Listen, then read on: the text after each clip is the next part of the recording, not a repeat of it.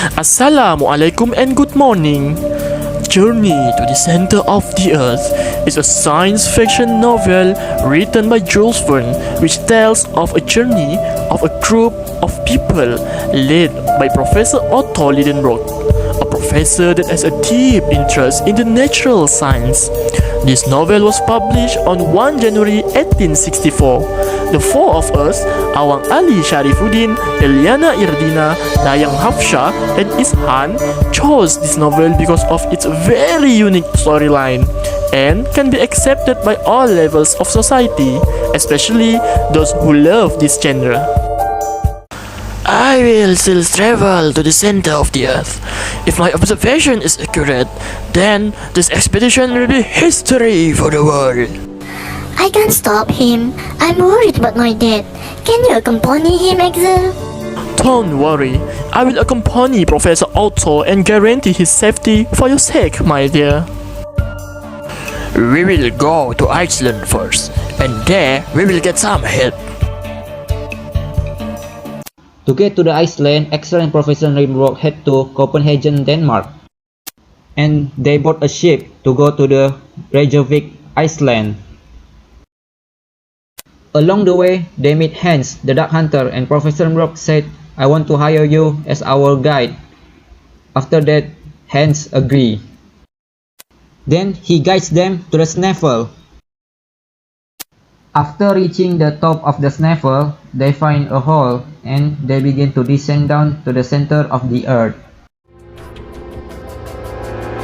Along the way to the center of the earth, they found many ancient animals and plants that have become extinct, some of which have never been discovered by humans before. "We are at the bottom of the perpendicular chimney," says Professor Lidenbrock, and they continue their journey. After that, they come across two tunnels, and Professor Lidenbrock decides to go to the right one.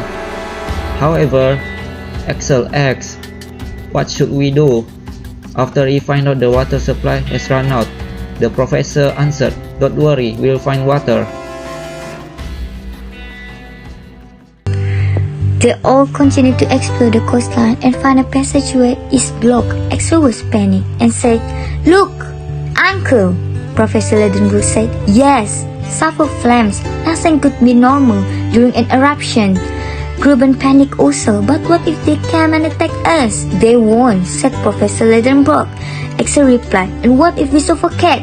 Professor Lidenbrock said, "The shaft is getting wider. If necessary, we can get off the raft and take shelter in some fissure." Once again, Alex panicked and said, "But the water rising all the time. There is no water left, Axel, just a viscous lava stream which is lifting us up on its way to the mouth of the crater," said Professor Lidenbrock. Finally, they landed outside the volcano safely. Axel was shocked and said, "Oh, what a journey!" Professor Lidenbrock answered, "We had gone in by one volcano and out by another, and this other was nearly 3,000 miles from Snaefell, from the barren shore of Ireland and the uttermost limits of the world." And Gruben continued, "The hazard of our expedition had brought us to the heart of the most fortunate country on the globe." From the day onwards, Professor Lidenbrock said, "Finally, what I dreamed became true. He was the happiest of scientists." And Axel also said, "I was the happiest of men because he and Gruben will marry." Gruben was very happy.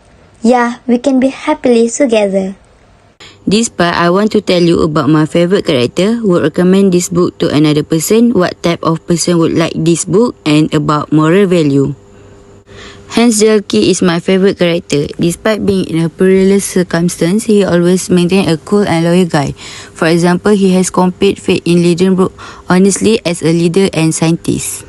Next, I would strongly advise another individual to read this book since it's truly amazing to read and has a fantastic storyline. The writer's presentation to the reader is highly successful. With good writing style, easy to understand language, and well-structured story plot writing, the truly immerse the reader in the writer universe. This book I highly recommend to those who have an interest in fiction, adventure, and mysterious science stories. This is because the book features a science and adventure theme story setting, where the characters in the story make an expedition to explore nature to find the center of the earth. Lastly, about moral value. First is determination. Otto is not about to give up easily. He is determined to spend as much time, effort and energy in working out the meaning of the message so that he can pursue his interest in scientific exploration. Next, Hans has been a very committed and hardworking member of the expedition. He built a raft using the material he find in his vicinity and he completed it all by himself while Axel and Otto are away exploring the forest near the Lindenwood